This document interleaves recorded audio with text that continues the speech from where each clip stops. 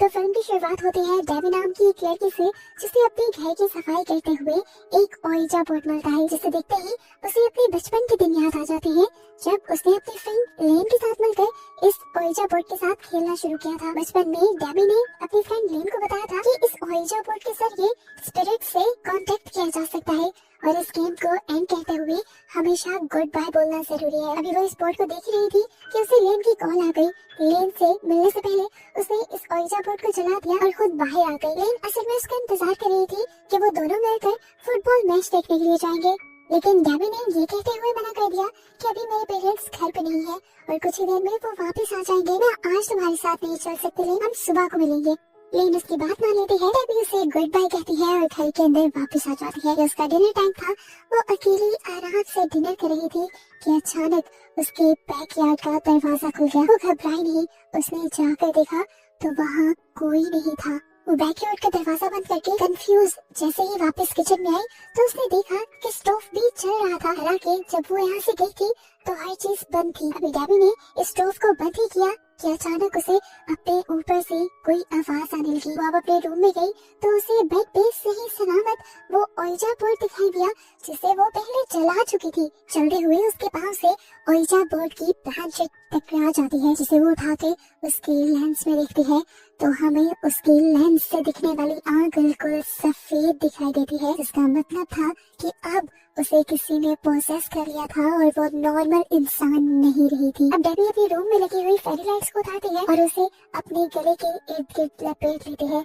जिसके बाद first floor से जंप करके अपने आप को फांसी देकर वो अपनी जान ले लेते हैं। सुबह होने पर हमें डेबी की फ्रेंड लेन को दिखाया जाता है, जिसे उसकी मॉम ने शॉकिंग न्यूज दी थी कि उसकी बेस्ट फ्रेंड डेबी, जिससे वो राहत ही मिलकर आई थी, वो अब इस दुनिया में नहीं रही। इसीलिए अब लेन की फैमिली और लेन और डेबी के कुछ और दोस्त डेबी के पेरेंट्स के पास जाते हैं उन्हें हौसला देने के लिए। लेन बहुत ज्यादा डिस्टर्ब थी इस हादसे से। वो डेबी की याद में डेबी के रूम में जाती है, जहाँ पर उसे ओइजा बोर्ड की ब्रांच मिलती है। तभी यहाँ पर डेबी की मॉम भी आ जाती है, जो लेन को एक बॉक्स देती है जिसमें डेबी और लेन की बचपन की कुछ चीजें थी, डेबी की कुछ यादें थी। लेन उन्हें लेकर घर आ जाती है और देखती है कि इसके अंदर काफी सारी उनकी पुरानी पिक्चर्स थी, इनके फ्रेंडशिप बैंड्स थे और कुछ वीडियोस भी थी, जिन्हें देखकर लेन पूरी रात डेबी को याद करती रही।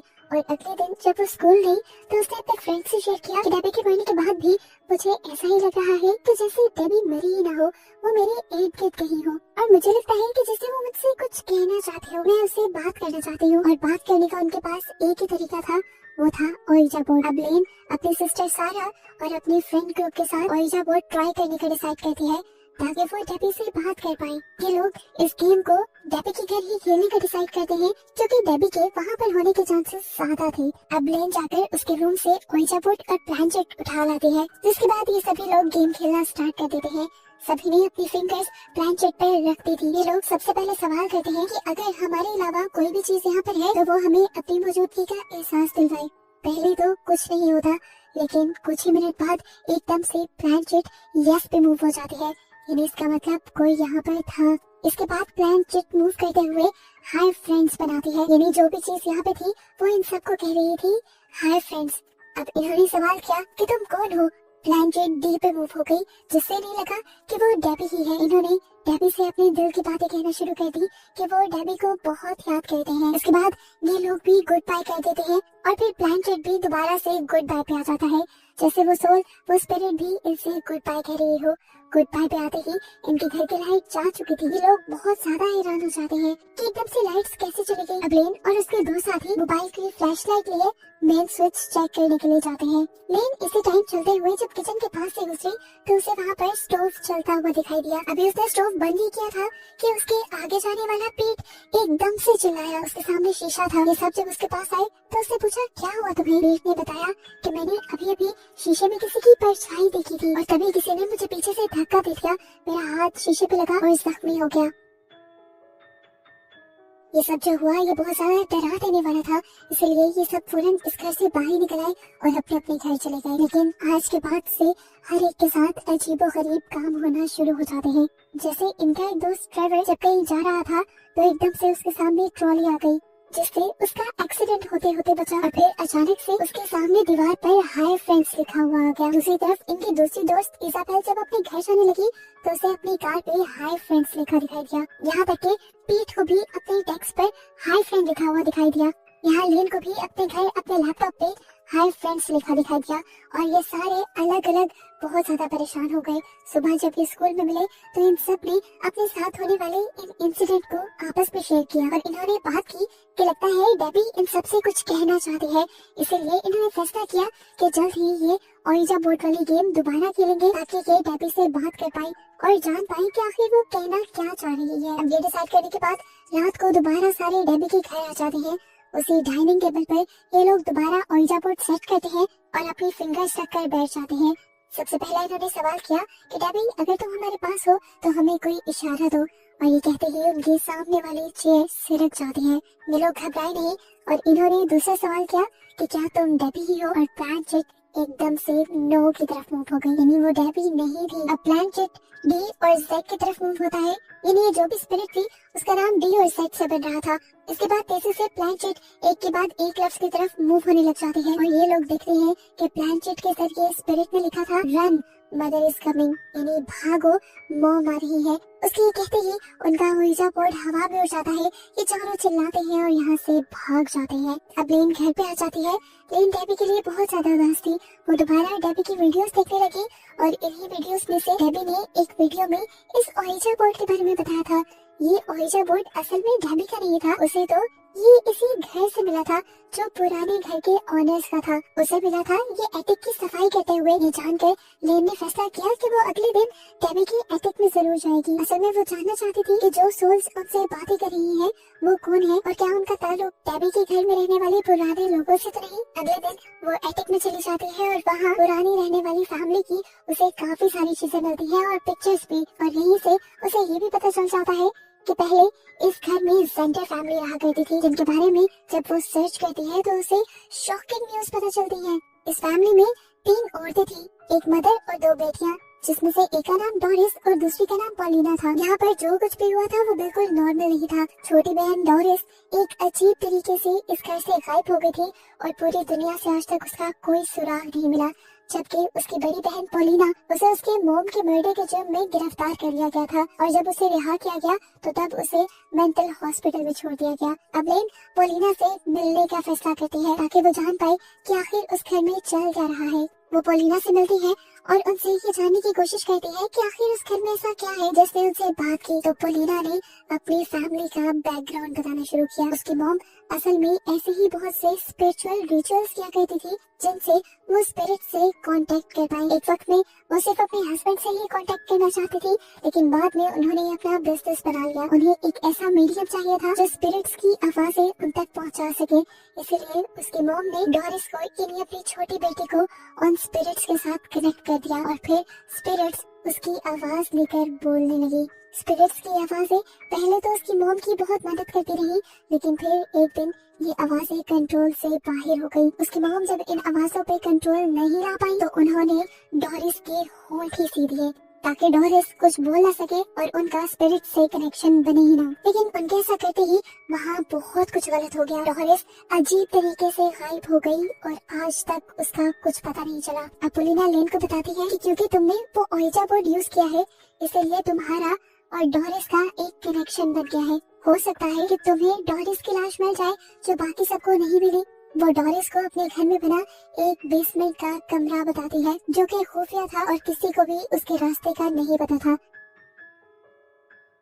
पोलिना को लगता था कि उसकी बहन की लाश वहाँ पे हो सकती है। पोलिना बताती है कि इन सब चीजों को खत्म करने का बस एक ही तरीका है कि तुम जाओ डोरिस की लाश को ढूंढो और उसके होठों को खोल दो, जिसके बाद वो आजाद हो जाएगी और तुम लोग भी इन सारी चीजों से आजाद हो जाओगे। लिन घर आकर ये सारी बातें अपने दोस्त को बताते हैं। सभी लोग जो डरे हुए थे वो अपने आप को किसी मुश्किल में डालना नहीं चाहते थे, इसलिए उन्होंने फैसला किया कि वो पोलिना की कहे के मुताबिक डोरिस की लाश को ढूंढकर उसके होंठ काट देंगे ताकि सब दोबारा से बिल्कुल नॉर्मल हो जाए। अब लेन की बहन सारा, ट्रेवर और पीट चारों डेबी के घर के अंदर उस बेसमेंट पे चले जाते हैं जिसका पोलिना ने बताया था। इस बेसमेंट में जाते ही इन सब के साथ बहुत अजीब होता है। बेसमेंट के अंदर जाते ही लेन के अलावा सबके ऊपर किसी ने हमला कर दिया और वो सब बेहोश हो गए। ये असल में डोरिस की मॉम थी, जिनकी भी मौत यहीं पर हुई थी। लेन अब इस लेडी से बचते हुए आखिर उस जगह तक पहुंच जाती है जहाँ पर डोरिस की लाश थी। उसके होंठ अभी भी सिले हुए थे। लेन ने जल्दी से उसके होंठों को काट दिया और यहाँ से उसकी मदर की सोल आजाद हो गई। इस दुनिया से ही चली गई अपनी सोल्स वाली दुनिया में। एक मुसीबत तो खत्म हो गई, लेकिन ये नहीं जानते थे कि एक मुसीबत खत्म करते ही इन्होंने एक बहुत बड़ी मुसीबत मोल ले ली। डोरिस के होंठ काटने की वजह से अब डोरिस की सोल को आवाज मिल चुकी थी। वो और भी ज्यादा ताकतवर बन चुकी थी। इस बात का अंदाजा इन्हें उस टाइम तो नहीं हुआ, लेकिन अगले दिन हुआ जब पीट को डोरिस ने पोजेस कर उसके होंठ सी कर बिल्कुल इसी तरह जैसे उसके सिले हुए थे उसके बाद मार डाला। अब लेन ये बात जानते ही जल्दी से पोलिना के पास जाती है, उससे पूछने के लिए कि ये सब हो क्या रहा है। जैसा उसने कहा था उसके मुताबिक उन्होंने सब कर दिया था, लेकिन उसके बावजूद भी उनका एक दोस्त कैसे मर गया और बिल्कुल उसी तरीके से उसके मुंह क्यों सिले हुए हैं जैसे डोरिस के सिले हुए थे। तब पोलिना उसकी बात सुनकर पागलों की तरह हंसने लगी। उसने कहा, बस मैंने तो तुम्हारे साथ एक खेल खेला था अपनी बहन को छुड़वाने के लिए। तुमने उसका मुंह खोल दिया जिससे वो आजाद हो गई और अब वो आ रही है तुम सबको मारने के लिए। अब लेन बहुत ज्यादा परेशान हो चुकी थी। वो तो बुरी तरह फंस गई थी पोलिना की बातों में। टेंशन में वो आकर अपनी बहन सारा से डिस्कस करती है और ये लोग अपनी ग्रैंड माँ से इन चीजों का हल मांगने के लिए चले जाते हैं। सबसे पहले वो अपनी सारी स्टोरी ग्रैंड माँ को बताती है कि किस तरह ये सब स्टार्ट हुआ था, लेकिन अब ये लोग बुरी तरह फंस चुके थे। इन सब की जान खतरे में थी और ये इन सारी चीजों से निकलना चाहते थे। ग्रैंड माँ बताती है क्योंकि उस ओइजा बोर्ड और डोरिस का ताल्लुक है, तो ओइजा बोर्ड और डोरिस की बॉडी एक साथ जला देने से ये सारे कनेक्शन खत्म हो जाएंगे और तुम लोग आजाद हो जाओगे। अब सब कुछ नॉर्मल करने के लिए दोबारा सारा, लेन और ट्रेवर एक मिशन पे निकल जाते हैं। ये लोग टैबी के घर के बेसमेंट पे आ गए थे अपनी ग्रैंड माँ का कहा हुआ काम करने के लिए, लेकिन यहाँ जाते ही डोरिस ने सबसे पहले ट्रेवर को प्रोसेस कर लिया और उसको मार डाला, जिसके बारे में लेन और सारा को पहले पता ही नहीं चला। वो तो ओइजा बोर्ड को लेकर पहले नीचे गए।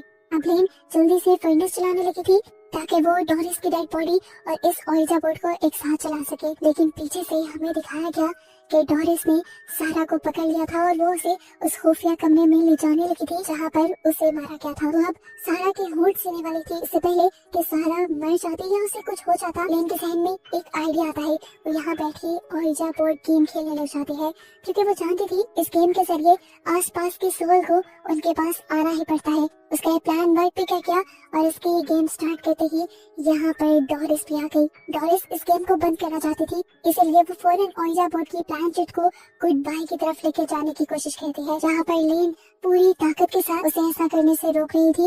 लेकिन एक इंसान की ताकत एक घूस की ताकत से हमेशा कम होती है और तभी यहाँ पर उसका साथ देने के लिए आ गई उसकी दोस्त यानी डैमी की सोल। अब ये लोग दोनों तरफ से जोर लगाने लगते हैं कि प्लानचेट गुड बाय की तरफ ना जाए। जिस वक्त इन लोगों के दरमियान में इस प्लानचेट को लेकर लड़ाई चल रही थी, पीछे से सारा ने मौका देखा और उठकर जल्दी से डोरिस की लाश को उठाकर फर्नेस में फेंक दिया और उसी टाइम लेन ने भी ओइजा बोर्ड को उठाकर फर्नेस में फेंक दिया, गेम खत्म किए बगैर ही। उन दोनों के ऐसा करते ही यानी एक साथ ओइजा बोर्ड और डोरिस की लाश के चलते ही डोरिस की आत्मा यानी डोरिस की स्पिरिट इस दुनिया से चली जाती है और ये लोग अब अपने मिशन में कामयाब हो जाते हैं। लेकिन इन्हें बहुत ज्यादा दुख था अपने 3 दोस्तों के बनने का। कहानी के पोस्ट क्रेडिट सीन में हमें दिखाया जाता है कि लेन जब अपने रूम में थी तो प्लानचेट उसे अपने कमरे में दिखाई दी, जिसे उठाकर उसके लेंस से जब उसने देखा तो हमें उसकी आँख बिल्कुल नॉर्मल एक इंसानी आँख की तरह दिखाई दी, जिसका मतलब था कि अब सारी इवल चीजें खत्म हो चुकी हैं और इसी के साथ ये मूवी भी यहाँ खत्म हो जाती है।